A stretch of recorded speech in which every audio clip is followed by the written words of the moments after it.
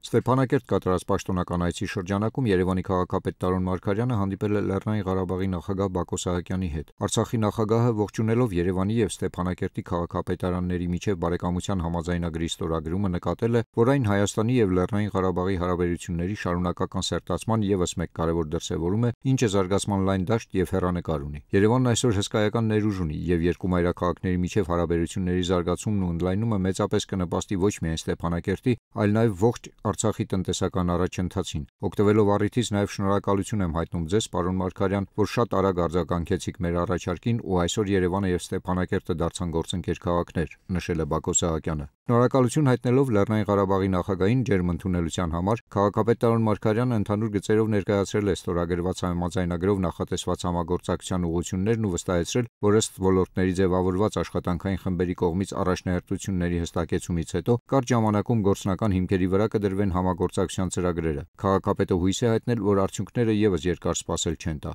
Երևանի քաղաքապետարանի կառուցվածքային ստորաբաժանումները իսկապես մեծ փորձ ունեն եւ մենք սիրով այն կփոխանցենք մեր գործընկերներին, ինչը վստահ եմ մեծապես կնպաստի Ստեփանակերտի արդյունավետ կառավարման ու զարգացման գործին, նշել է Տարոն Մարգարյանն ու հավելել, որ Երևանը պատրաստ է համագործակցության ձեռք մեկնել նաեւ Լեռնային Ղարաբաղի Հանրապետության մյուս համայնքներին։